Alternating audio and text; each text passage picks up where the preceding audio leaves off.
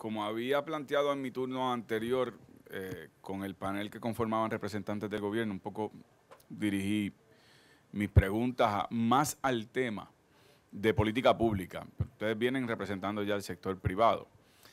Y pienso que un tema que debe discutirse más se ha mencionado, pero no se ha discutido a profundidad, es el tema de las consecuencias o la auditoría que debe realizarse con respecto a las expectativas que crea este proyecto de ser aprobado. Ustedes comparecen hoy como representantes del sector privado y han dicho favorecer un proyecto porque crea empleos, porque el proyecto va a generar más movimiento en la economía, porque el que está empleado actualmente va a permanecer a gusto con las condiciones de empleo que va a tener con respecto a esta reforma, y el que no está empleado va a estar ávido de sumarse a la fuerza laboral del sector privado. Si eso es así,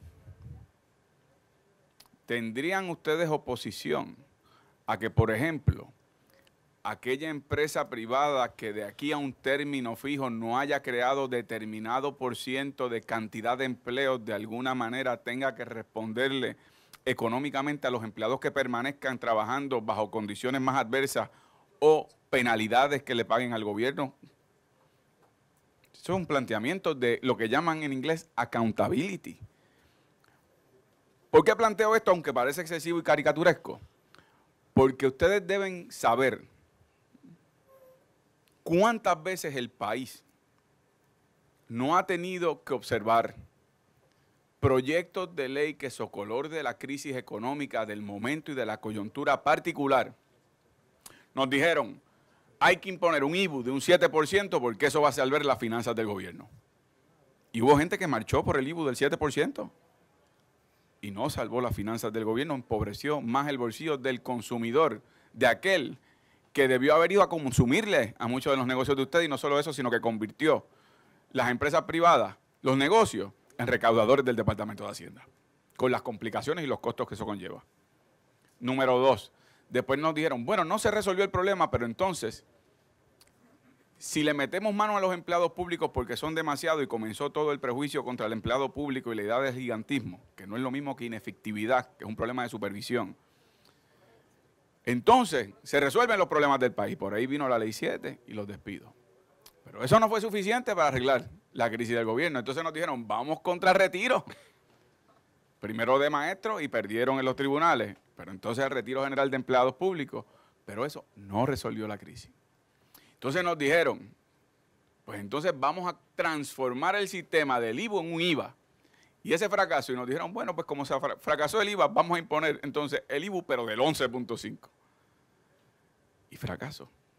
Entonces ustedes deben comprender por qué, no solo los que estamos de este lado de la mesa, sino además el país que nos está viendo, nos está escuchando, tiene que ver esto nuevamente como un salto de fe al vacío, porque nos dicen es que esto es lo que va a resolver el problema económico del país, es porque es lo que va a generar empleo, es porque, como había dicho una persona, es lo que dice el sentido común. Me parece a mí que es todo lo contrario, lo que nos dice la historia, la experiencia, es que las medidas que se han tomado, socolor de la crisis real que enfrenta el país, de una recesión económica, de la ausencia de más dinero para inyectar a la economía, para que los comercios echen para adelante, para que haya inversionistas de aquí, que tengan negocios aquí afuera, pero que tenga una clase laboral fuerte, que eso de alguna manera tiene que haber una forma de que haya consecuencias con respecto a expectativas creadas que no se cumplen.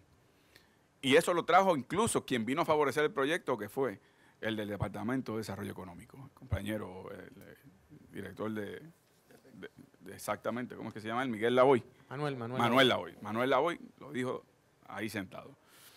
Así que incluso el representante del Departamento del Trabajo, cuando se le plantea el problema que ustedes como sector privado enfrentan con los costos operacionales, esto es un elemento, si lo tomáramos por cierto, que yo no lo tomo así, que uno de los problemas grandes, inmensos, de la competitividad económica es la fuerza laboral. Todavía hay tanta legislación con los costos operacionales de energía eléctrica, de acueductos, de expansión de infraestructura, de mano de obra en términos de poder adiestrar nueva mano de obra. Nada de eso está en este proyecto. Él reconoce que hace falta hacer eso, pero nos dice, aprueben este proyecto. Lo que venga después vendrá. Todo está fundamentado en un salto de fe.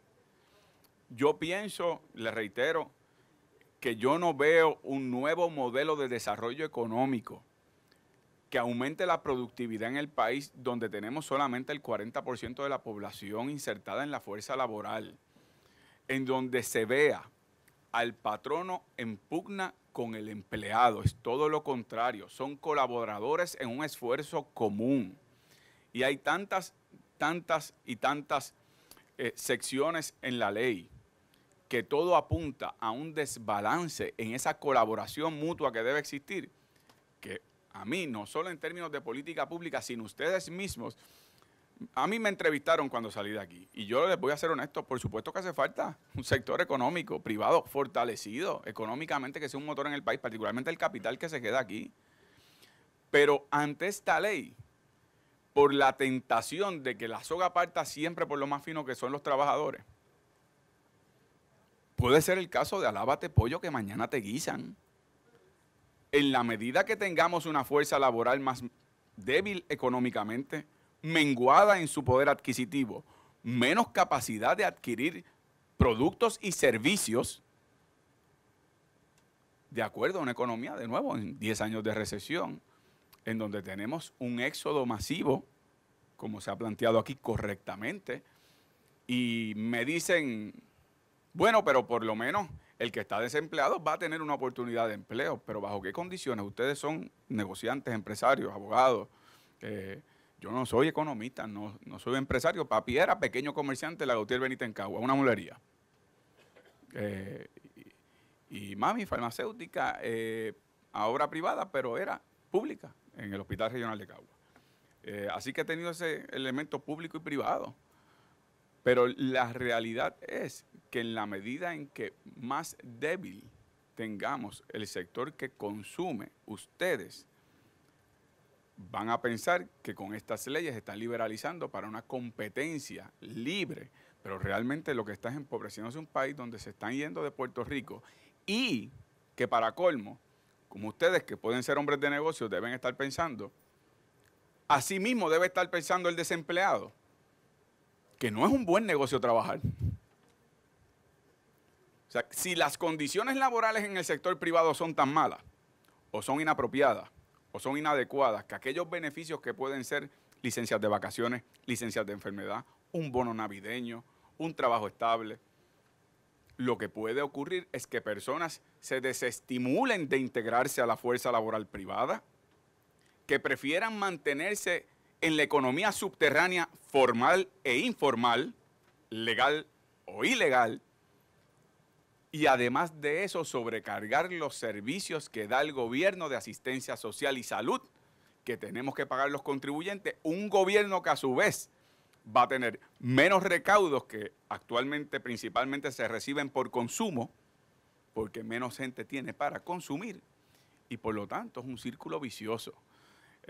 Por eso yo planteaba en mi turno anterior, inicial, y quiero las reacciones de ustedes, aunque haya discrepancias, pero las quiero escuchar, pero planteaba, hay un elemento de política pública y visión en el proyecto que aunque se hagan unas enmiendas, yo creo que parte de una visión de siglo pasado, porque coloca esa pugna del trabajador y el patrono o el empresario, cuando realmente deberían ser ambos colaboradores y beneficiarios, uno por la productividad de las buenas condiciones que tenga el trabajador y el otro como empresario, en beneficiarse de las ventas y del producto que su empresa ofrece al país y a la economía. Así que nada, hago ese planteamiento para que ustedes, si desean, los que deseen, pues me reaccionen.